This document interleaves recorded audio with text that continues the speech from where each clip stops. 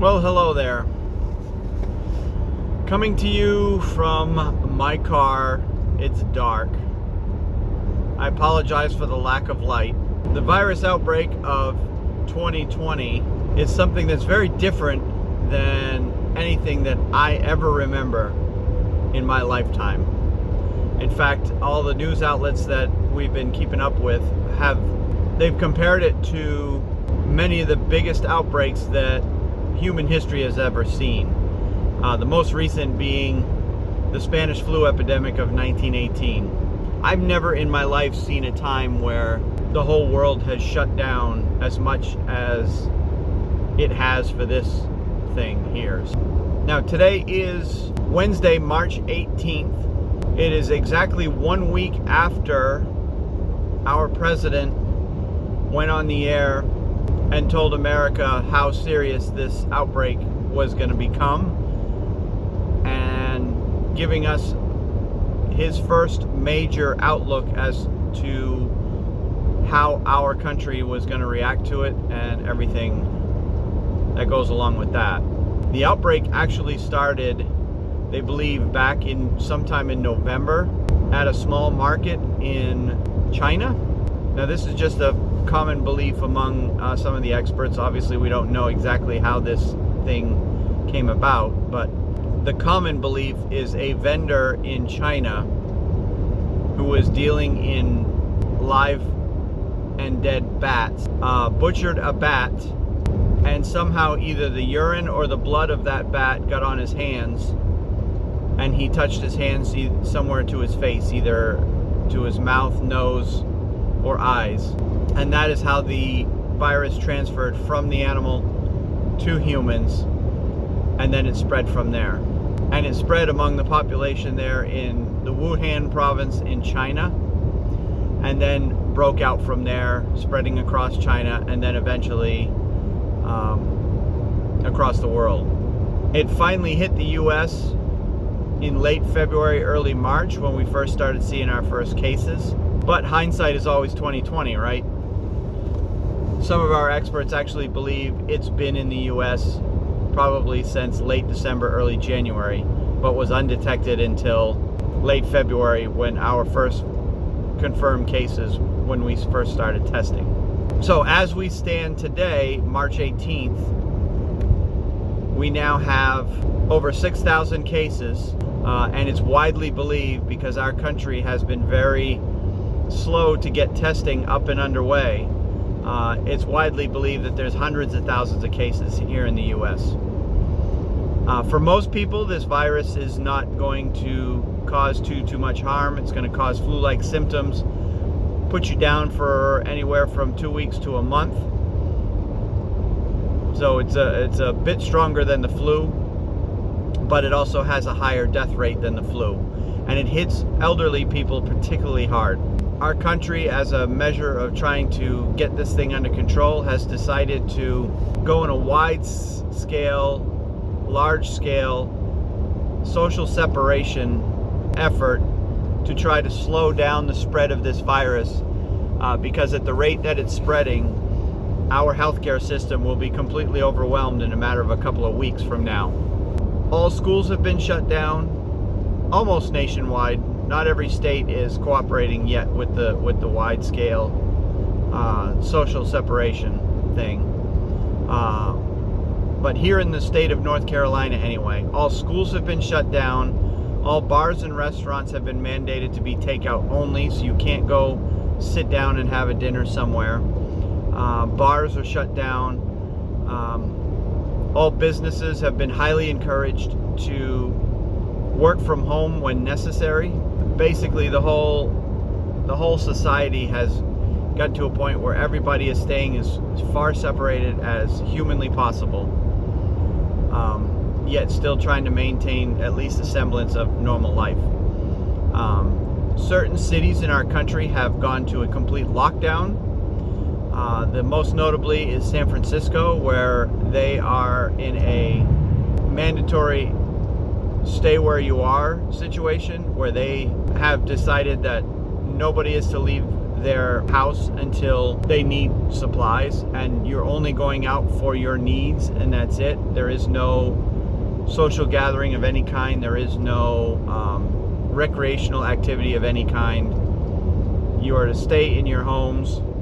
The only time you go out is if you need some essential services, which is basically if you need to go to the store to get food, if you need to go to the pharmacy to get medicine, or if you need to go to a medical facility to get treatment.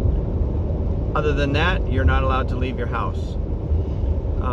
New York will be doing that very soon, probably within the next 48 hours, at least according to what the news outlets that I've been watching are saying. New York City is another hotspot. You're going to see that basically pop up in cities all around the country at this point. As of right now, people are still free to go about and do what they want. However, movie theaters, entertainment venues, bars, restaurants are all shut down, so there's really not much for anyone to do around here other than to go to the store and get food.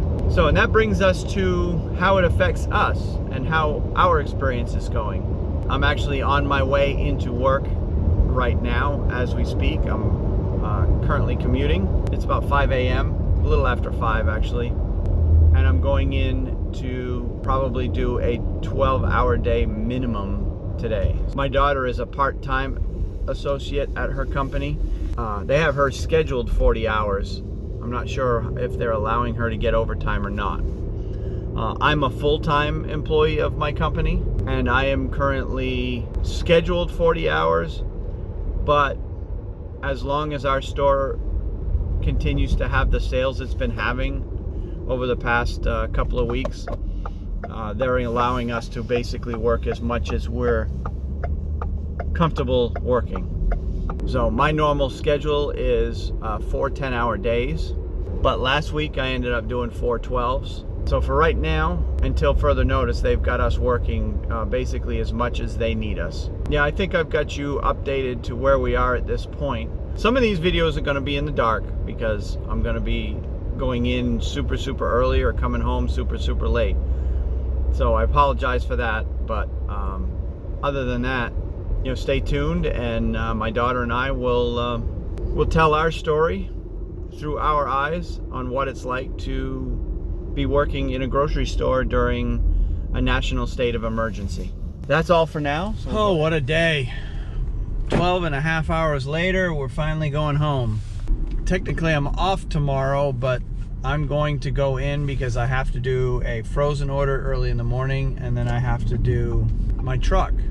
My frozen truck that I normally put away. People are not taking this whole stay-at-home thing seriously. There's way too much traffic out here. So today, I get in there and the store was completely wiped out.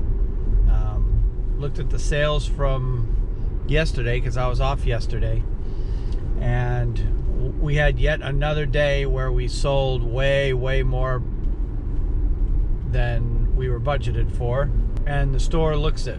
There's still no toilet paper in the store. The meat department was completely wiped out. I don't believe there's any fresh chicken at all. Not really, and not much beef at all. Pork, I mean, it's just very light on the grocery side of things. But we're having a lot of customers complain all day long about how low the shelves are and how little we have in the store. It's a tough situation, because the customers are used to our store in particular being fully stocked all the time. But I took a walk up and down the store a little bit today. By the time I got there, the dairy department had already taken care of their truck. And the dairy department actually looked fairly decent when I first got there. But then when I went through and took a walk through this afternoon, it was completely wiped out again. So customers are still definitely in panic buy mode. And by panic buy, I mean buying way more groceries than they need for, you know, a given period of time. So they're still in that panic buy mode, and until they stop doing that, things aren't going to get a whole lot better, because our warehouse has told us that we can only order what we would typically order for a typical, Wednesday or Thursday or whatever. Today happens to be Wednesday, and if we end up ordering too much, they'll cancel our orders. So we're really trying to be careful and only ordering what we need. So we really get a kick out of the customers that come in that you swear they'd be hiding under a rock, because they come in and they're all upset that we're out of this and we're out of that, and I really need this and I really need that, and you don't have it, and you haven't had it in a couple of days, and we're getting a lot of that. Today, bread was the big issue. Everybody's kind of getting used to toilet paper being out, but bread seems to be the big issue, because we didn't have any bread in the store all day long. The bread vendors never came today. So we had very, very little bread throughout the whole store. So we had people complaining, oh, I really need bread. I really need bread. So yeah, tomorrow I'm off, technically, but I do have to go in. I got to do an order, and I got to take care of a frozen truck. So there's that. So I'm going to go in, do that, and then come home. Oh, and I also have to teach a couple of people how to use our new, got some new equipment in our store today. The store is going through a remodel, and we're upgrading a lot of our facilities. So we got all new ovens, all new fryers, all kinds of different devices. So I got to go in and teach the guy who's doing the cooking tomorrow, I got to teach him how to use the fryer, because everybody that was taught today is off tomorrow. So I'll probably end up working about a half day tomorrow. But we did get a grocery truck today. There was no toilet paper on it. I don't know, I'm pretty whooped. After 12 and a half hours of working, the panic buying is still a thing. They're still doing it. Here we are more than a week later, and people are still buying mass quantities. Most people I saw in the store that don't normally come in the store were all there buying way more product than they typically would need in a week. So they're obviously not listening to our government officials when they say, stop buying so much. So yeah, with that, we're gonna go ahead and end this day's edition, because now I'm just gonna go home and relax for a little bit the rest of today. I don't think I'll probably turn the camera on the rest of today, so we'll turn it back on tomorrow morning when I go in for my partial day. And then Friday and Saturday will be two very long, probably 12-hour days each. So until the next one, we'll talk to you later.